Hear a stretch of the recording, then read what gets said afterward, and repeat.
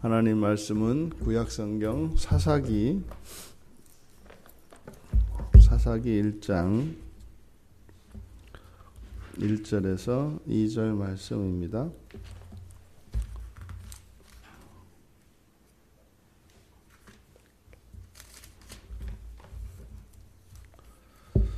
사사기 1장 1절 2절 말씀 우리 같이 함께 읽겠습니다. 여호수아가 죽은 후에 이스라엘 자손이 여호와께 여쭈어 이르되 우리 가운데 누가 먼저 올라가서 가나안 족속과 싸우리이까? 여호와께서 이르시되 유다가 올라갈지니라. 보라, 내가 이 땅을 그의 손에 넘겨 주었노라 하시니라. 아멘. 우리가 구약의 역사서를 뒤에서부터 앞으로 이제 봐나가고 있습니다. 우리가 이제 왕조 시대의 이스라엘의 역사를 그동안 살펴봤고, 이제 그 앞에 왕들이 세워지기 전 여호수아가 이제 가나안 땅을 정복하고, 그리고 여호수아가 이제 죽은 뒤에, 그리고 이제 사무엘이 태어나기 전까지, 그래서 여호수아가 죽고 사무엘이 태어나기 전까지 그 기간 대략 350년 정도 됩니다. 그리고 350년까지의 그 기간, 요 시대를 보통 우리가 사사시대라고 이야기를 합니다. 그러니까 이 사사는 왕은 아니고, 우리말로 하자면 그래서 재판관들, 재판장, 그래서 뭐 판관이라고도 합니다. 그래서 뭐 판관기 이렇게도 이야기를 하는데, 특별히 하나님께서 이스라엘 공동체에 위기가 닥쳐거나 아니면 그 내분이 생겼을 때 하나님께서 이스라엘 공동체를 유지할 수 있도록 특별한 사람을 세웁니다. 그래서 특별한 그 한 사람으로 하여금 신앙 공동체로서의 이스라엘이 유지될 수 있도록, 그리고 그 안전할 수 있도록 하나님께서 이스라엘을 이끌어 오신 이 시대를 사사시대라고 합니다. 그래서 왕이 없죠. 근데 사실은 엄밀히 말하면 이 사사시대는 신정시대를 의미합니다. 하나님이 왕으로 계셔서 다스리던 그 시대를 말하죠. 그런데 사사기의 특징은 혼란입니다. 혼란. 그래서 그 시대에 그들에게 왕이 없었으므로 라고 하는 이야기가 많이 나옵니다. 그러니까 하나님이 왕이신데 사람 왕이 없었으므로, 하나님이 왕이신 상태에서 살아가는 사람들의 삶이 어떠한 것인가 하는 것을 보여주지요. 시대적 구분으로서 사사시대만 그런 것이 아니라 우리들의 현재의 삶을 봐도 마찬가지입니다. 현재의 삶에 우리가 하나님을 믿는다고 합니다만, 우리가 생활을 하면서 하나님의 주권을 인정하고 하나님의 존재를 우리의 삶 속에서 늘 의식하며 살아가는 삶과 그렇지 않은 삶을 우리가 비교해 볼 수 있습니다. 하나님을 의식하고 하나님 말씀대로 말씀을 기준으로 삼고 살아가는 때와 하나님과 상관없이 살아가는 때를 우리들의 일상생활 속에서 구분할 수 있습니다. 그러니까 바로 우리가 하나님과 상관없이, 그것은 마치 이것은 내가 내 마음대로 내가 알아서 해도 되는 시간, 그리고 일들, 요것이 지금 성경에서 이야기하는 사사기의 시대입니다. 그런데 이 사사기는 우리는 이제 역사서에 분류하고 있잖아요. 여호수아, 사사기, 룻기, 사무엘상하, 열왕기상하, 역대기, 여기를 이렇게 우리가 역사서로 분류를 하는데, 유대인들은 이 구약 성경을 분류할 때 이 사사기를 역사서에 놓지 않고 선지서에 둡니다. 여호수아도 마찬가지로 소선지서와 같이 선지서로 둡니다. 그렇게 선지서로 두는 이유는 바로 이 사사기의 내용이 단순한 역사적 사건들만을 기록하고 있는 것이 아니라 이 사사기를 통해서 하나님께서 주시는, 다시 말해 하나님의 뜻을 전해주는 책이기 때문에 이것을 선지서라고도 한다. 여호수아도 마찬가지고요. 그러니까 이 사사기를 우리가 읽을 때 이것을 단지 역사책으로 이해해서는 안 된다. 이 사사기를 읽으며 여기에 나오는 사사들을 통해서 또 이 사건들을 통해서 하나님이 주시는 메시지로 그 메시지를 읽어낼 수 있어야 한다. 이때 당시에 시대적으로는 여호수아가 가나안 정복을 다 하고 이렇게 이제 각 지파별로 영토가 이제 분할이 되어 있던 때입니다. 요단강을 기준으로 해서 이제 요단강에서 지중해에 이르는 서편으로, 요단강을 기준으로 그 서편으로 9지파 반이 영토를 이렇게 이제 차지하고 있고, 그리고 요단강 오른쪽으로 2지파 반이, 2지파 반이라고 하는 것은 므낫세 지파가 요단강 그 양편으로 영토를 차지하고 있기 때문에 그래서 2지파 반이라고 하죠. 므낫세 그리고 갓, 그 다음에 루벤, 요 3지파, 그러니까 2지파 반이죠. 므낫세 반지파가 이제 요단강 오른쪽을 차지하고 있으니까 이렇게 영토가 딱 분할되어 있던 이제 그 시기입니다. 그때에 오늘 성경을 보면 여호수아가 죽은 후에 이렇게 되어 있어요. 그런데 여호수아가 있을 당시에 이들이 이렇게 각 지파별로 자신의 영토들을 차지하고 있습니다만 1년에 1회 이상, 그러니까 최소한 1회는 모든 지파가 다 함께 모입니다. 그래서 이들이 혈연 공동체로서, 신앙 공동체로서의 그 유대감은 가지고 있었다. 그래서 이들이 1년에 한 번 실로에서 모입니다. 실로가 이제 이스라엘의 중심인데, 실로에서 12지파 모두가 다 함께 1년에 한 번씩은 모여서 하나님께 제사를 드리고 그들이 한 하나님의 백성들인 것을 확인을 합니다. 그런데 이제 여호수아가 죽었다. 1절에서 이야기를 합니다. 여호수아가 죽은 후에 이 뒤로, 여호수아가 죽은 뒤로 정복했던 가나안, 그리고 가나안 땅에서 지배권을 가지고 있었던 이스라엘에게 이제 문제들이 생기기 시작합니다. 이스라엘 백성들 서로 사이에 반목과 다툼이 일어나게 되고, 그래서 이스라엘의 지배를 받던 가나안 족속들이 서서히 세력이 커지면서 이게 반발하는 일들이 일어납니다. 그래서 지금 이스라엘은 이 가나안 사람들로 인하여서 그들 공동체가 위협을 받는 일들이 일어나곤 합니다. 이 내용, 그래서 가나안 족속들과 이렇게 깨어지는 이 내용을 다룬 게 이제 2장 5절까지.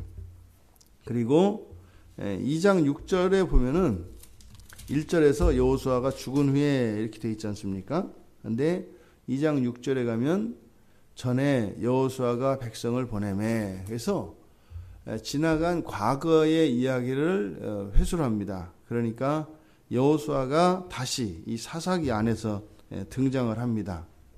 여기에 이제 3장 6절까지 여기가 전체의 서론 부분이라고 할 수가 있어요. 그리고 이제 3장에서 16장까지가 이 사사기의 전체의 이제 중심 단락인데, 여기서는 이제 그동안 우리가 이제 잘 알고 있는 뭐 삼손, 기드온, 뭐 입다 하는 이런 이제 그 사사들에 대한 이제 이야기가 쭉 나오지요. 그리고 이제 17장에서 21장까지가 이제 결론에 이릅니다. 거기는 17장에서 21장까지는 두 개의 이야기로 구성되어 있습니다. 사사기의 끝은 두 개의 이야기, 미가와 그 미가의 신상에 대한, 그리고 레위 사람과 레위 사람의 그 첩에 대한 이야기, 이렇게 해서 끝냈는데, 뒤에 사사기 뒤에 붙어 있는 책이 룻기죠. 사사기의 끝에는 소망이 없어요. 엉망진창이었다. 그들에게 왕이 없었으므로. 그런데 뒤에 이제 룻기가 사사기와 사무엘서 사이에 들어가 있는데, 그 룻기를 보면은 룻기의 맨 끝에가 다윗의 출생을 이야기합니다. 그러니까 사사기에 룻기를 붙여놔야 바로 뒤로 이렇게 이제 연결이 되죠. 그래서 우리가 이제 앞으로 살펴볼 그 사사기를 대략 우리가 살펴봤습니다. 1절에서 여호수아가 죽은 후에 이스라엘 자손이 여호와께 여쭈어 이릅니다. 우리 가운데 누가 먼저 올라가서 가나안 족속과 싸우리까? 그러니까 뭐예요? 여호수아가 이미 다 여호수아 시대 때 가나안 족속을 다 정복을 했는데 지금 사사기에서 무엇으로 시작이 돼요? 가나안 족속과의 싸움이 다시 시작되는 것을 알 수 있습니다. 이때 여호수아가 있었더라면 이렇게 묻지 않겠죠. 여호수아가 싸움을 이렇게 진두지휘하겠죠. 그런데 이스라엘이 묻고 있습니다. 우리 가운데 누가 먼저 가서 싸우리까? 이것은 무슨 말이겠어요? 싸우고 싶지 않은 거죠. 이 사사기는 또한 우리의 시대적 정황을 담아내고 있습니다. 이 땅에 많은 교회들이 있습니다. 그리고 이 땅에 많은 그리스도인들이 있습니다. 이런 해 저런 해 해도 적지 않은 수의 그리스도인들, 적지 않은 수의 교회가 이 시대에 존재하고 있습니다. 그런데 주변을 돌아보십시오. 우리가 살고 있는 이 시대에 일어나는 일들과 또 심지어 우리들 그리스도인이라 부르는 우리 공동체 내부를 한번 들여다보십시오. 정말 하나님 뜻에 의해서 하나님의 통치를 받고 있는 한 가족과 같은 하나의 공동체와 하나의 공동체라고 할 수 있는가? 또 이 그리스도인이라고 하는 교회 공동체가 예수를 믿지 않는 이방인과 다름이 없는 불신자들의 그 사회, 그들의 삶과 그렇게 구별이 되는가를 한번 돌아보라는 것입니다. 이스라엘 백성들은 역사 속에서 언제나 구별됩니다. 섬기는 하나님이 다르기 때문에 그러죠. 인격적인 하나님을 섬기고 있고 언약의 기초에서 하나님을 섬기기 때문에 절대적으로 하나님 앞에서 일방적으로 이렇게 종속된 위치에 있지를 않아요. 그러니까 어떤 그 신관도 여호와 하나님, 우리가 믿는 이 기독교 삼위일체 하나님과 같은 신이 없습니다. 보통 사람들에게 있어서 우리가 믿는 이러한 하나님이 신이라고 한다면 다른 종교인들에게 있어서는 그것은 신이라고 받아들여지지 않아요. 왜냐하면 신은 마음대로 할 수 있습니다. 죽이든 살리든 신 마음대로 할 수 있습니다. 그게 신이지요. 왕이 뭡니까? 절대 권력으로 자기 백성들을 마음대로 할 수 있는 거지요. 근데 여호와 하나님, 삼위일체 하나님은 우리를 그렇게 마음대로 하실 수 있는 분임에도 불구하고 그렇게 하실 수가 없습니다. 왜 그렇죠? 언약에 매여 있기 때문입니다.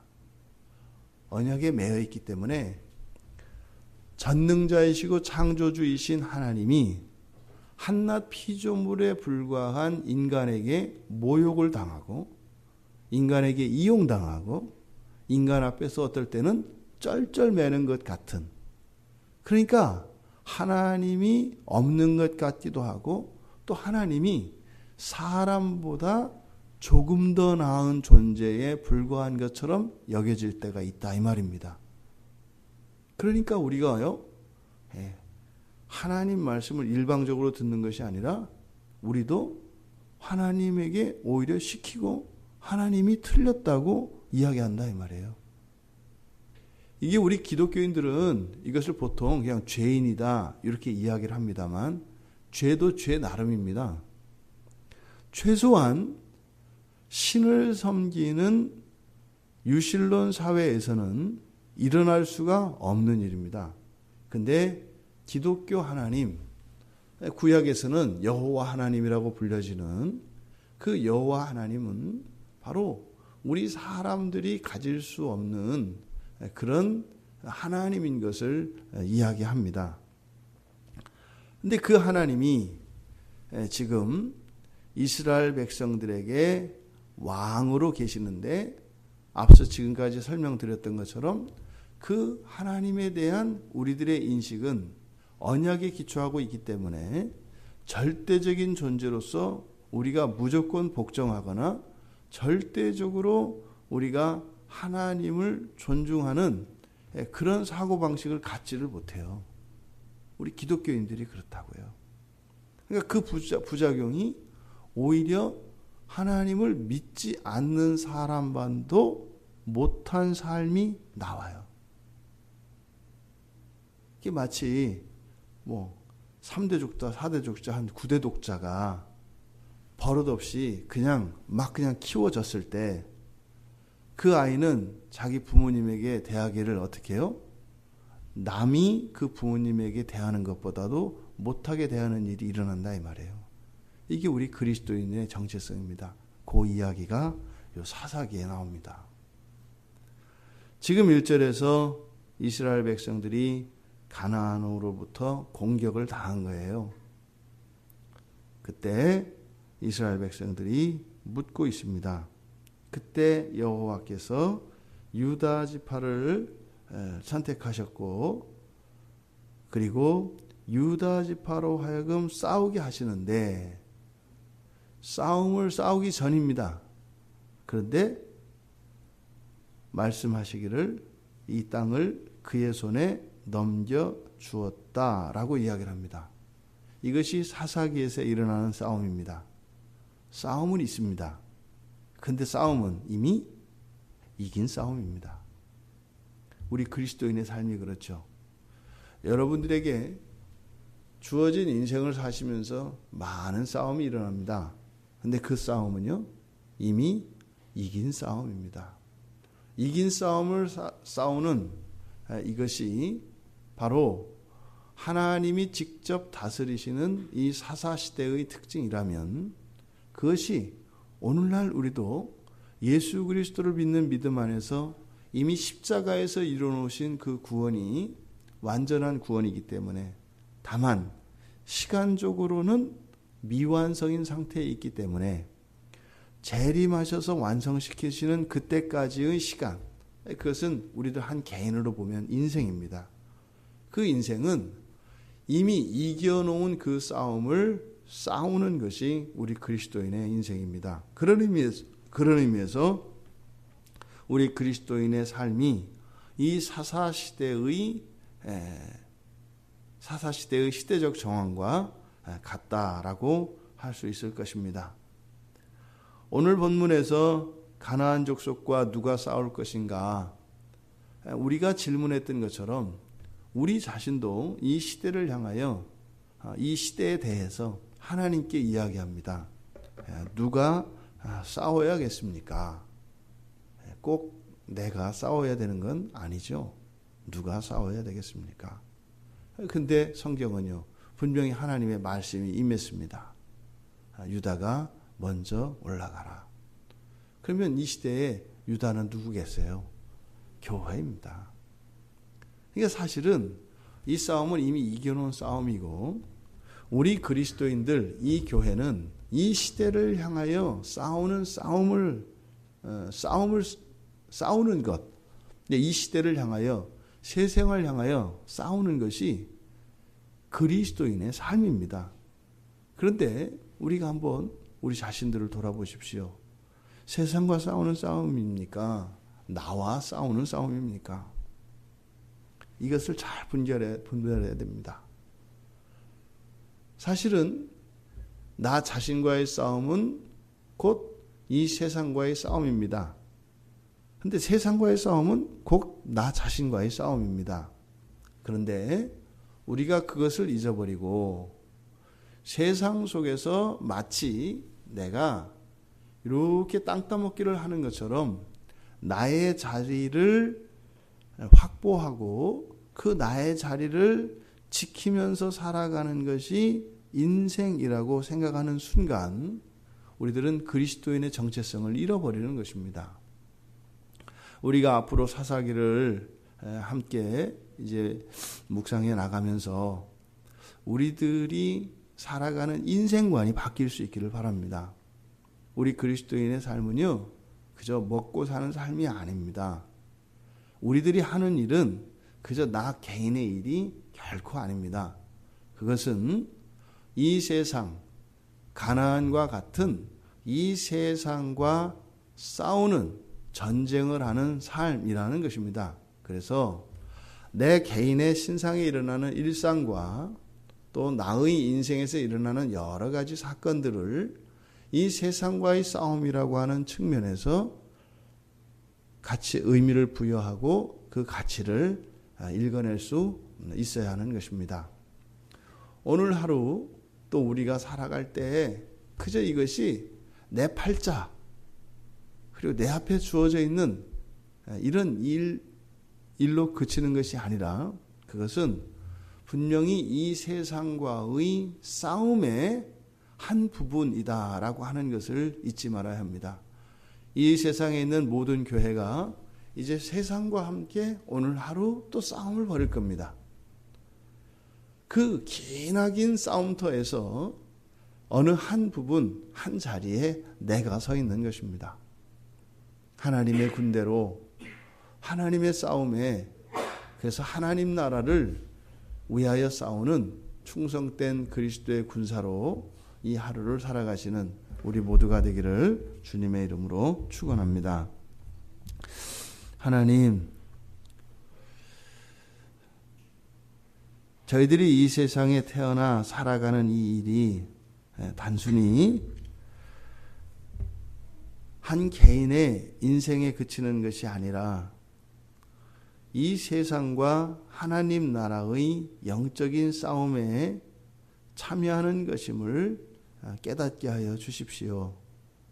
이 싸움은 결코 저희들 각자가 홀로 싸우는 싸움이 아니라 모두 함께 이 시대와 세상과 맞서고 있는 것임을 잊지 않게 하여 주셔서 상황 파악을 잘못함으로 인해서 우리의 삶 속에서 패배하고 실패하는 인생이 되지 않도록 저희들의 현재의 삶에 대한 이해를 분명히 할 수 있도록 도와주시고 하나님의 도움이 없이는 이 세상에서 이기고 갈 수 없다고 하는 이 자명한 이치를 깨달아 하나님을 나의 왕, 우리의 왕으로 영접하고 인정하며 그 하나님의 통치를 받으며 의존하며 우리가 살아가는 하루하루의 삶에서 승리할 수 있는 승리자들 다 되게 하여 주시옵소서. 감사하며 예수님의 이름으로 기도드리옵나이다. 아멘.